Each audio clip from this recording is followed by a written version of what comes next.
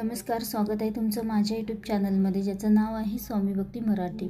26 जून 2025 पासून आषाढ महिन्याला सुरुवात झाली आहे आणि आषाढ महिना हा 24 जुलै 2025 पर्यंत असणार आहे। तर आषाढ महिना हा देखील अत्यंत पवित्र महिना मानला जातो। तर या महिन्यामध्ये भगवान विष्णूंची, माता लक्ष्मीची आणि विठुरायाची सेवा केली जाते। आषाढ महिना हा सुरू झालेला आहे आणि आषाढ महिना सुरू झाला की आपले सर्व सण हे सुरू होत असतात। मराठी महिन्यातील आषाढ हा चौथा महिना मानला जातो। त्यासोबतच या महिन्यामध्ये आषाढी एकादशी येते आणि या आषाढी एकादशीला वारकरी विठुरायाच्या दर्शनाला जातात। तर हा महिना खूप शुभ महिना मानला जातो। तर या आषाढ महिन्यामध्ये काही गोष्टींचे पालन आपल्याला करायचे आहे, काही चुका आपल्याला टाळायच्या आहे। तर त्या कोणत्या चुका आपल्याला टाळायच्या आहे आणि कोणते नियम आपल्याला पाळायचे आहे या आषाढ महिन्यामध्ये, तर हेच आपण या व्हिडिओमध्ये बघणार आहोत। तर व्हिडिओ स्किप न करता संपूर्ण बघा आणि जे कोणी नवीन असेल या चॅनलवरती तर सबस्क्राईब करा। तर बघा, या आषाढ महिन्यामध्ये आपल्याला काही गोष्टींचे पालन करायचे आहे, काही नियमांचे पालन करायचे आहे, काही चुका टाळायच्या आहे आणि यासोबतच काही गोष्टी देखील आपल्याला या आषाढ महिन्यामध्ये करायचे आहे, काही सेवा करायची आहे। तर या वर्षी आषाढ महिना हा 26 जून 2025 पासून सुरू झालेला आहे आणि तो 24 जुलैला संपणार आहे। आषाढ महिना हा अनेक पवित्र गोष्टींसाठी मानला जातो। या काळामध्ये जर तुम्ही काही सेवा, व्रत, वैकल्य, उपवास केले तर त्याचे फळ हे लवकर आपल्याला मिळत असते आणि त्यामुळेच या महिन्यामध्ये आवर्जून तुम्ही काही सेवा, व्रत, वैकल्य करा।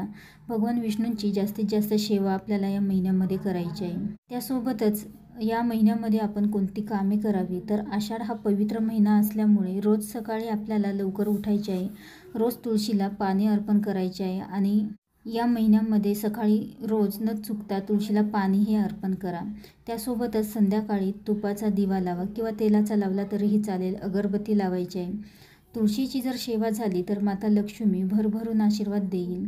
तसेच रोज भगवान विष्णूंना तुळशीपत्र देखील आपल्याला या आषाढ महिन्यामध्ये अर्पण करायचं आहे। संध्याकाळी तुळशीचे पानं तोडू नये कधीही, तर ते आपण आधीच तोडून ठेवावे।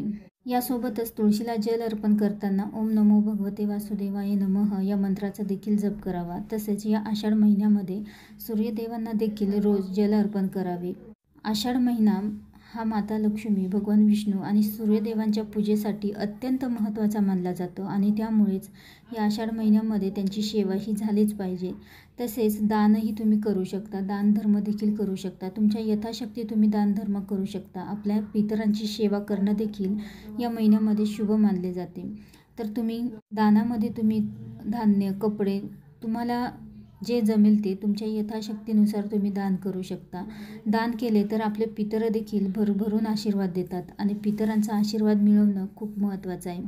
काही दिवशी त्यांची सेवा करणं खूप महत्त्वाचे आहे आणि म्हणूनच नेहमी पितरांना प्रसन्न ठेवलंच पाहिजे आणि त्या नाराज होणार नाही असं काही करू नये।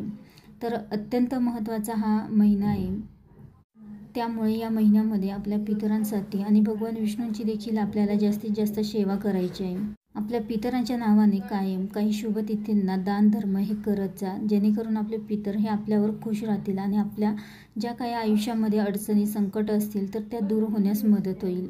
त्यांना प्रसन्न करण्यासाठी आपल्याला त्यांची सेवा करणं खूप गरजेचं आहे। त्यासोबतच या आषाढ महिन्यामध्ये रोजचे रोज देवपूजा करा, घर आपलं स्वच्छ ठेवा। तसेच या आषाढ महिन्यामध्ये शुभ कार्य करू नका, विवाह करू नका। त्यानंतर या महिन्यामध्ये शिळे अन्न खाऊ नका, तसेच मसाल्याचे पदार्थ देखील खाऊ नका, तामसिक अन्न खाऊ नका, कारण या महिन्यामध्ये आपली पचनक्रिया ही मंदावलेली असते आणि त्यामुळेच या महिन्यामध्ये आपल्याला तामसिक अन्न हे खायचे नाही किंवा शिळे अन्न देखील खाऊ नये, जेणेकरून आपल्याला पचायला ते जड जाईल। तर अवश्य हे काही साधे सोपे नियम आहे, तर हे नियम आपल्याला या आषाढ महिन्यामध्ये पाळायचे आहे आणि त्यासोबतच भगवान विष्णू, माता लक्ष्मी आणि सूर्यदेवांची देखील आपल्याला सेवा करायची आहे। कोणत्याही शुभ दिवशी किंवा कोणत्याही शुभ तिथीला जर आपण जे काही उपाय, सेवा करत असतो, नक्कीच त्याचे फळ आपल्याला मिळत असते आणि हा आषाढ महिना देखील अत्यंत शुभ महिना आहे आणि त्यामुळेच आपल्या आयुष्यामध्ये असणाऱ्या अडचणी, संकट, दुःख दूर होण्यासाठी भगवान विष्णूंची सेवा करणं देखील खूप गरजेचं आहे। तर आवर्जून वेळात वेळ काढून तुम्ही भगवान विष्णूंची या महिन्यामध्ये सेवा करा। जास्त काही नाही जमलं तरीही रोज तुम्ही एक माळ ओम नमो भगवते वासुदेवाय नमः या मंत्राचा जप तरी अवश्य करा। व्हिडिओ आवडला असेल तर लाईक करा, कमेंट करा, शेअर करा आणि सबस्क्राईब करा। श्री स्वामी समर्थ।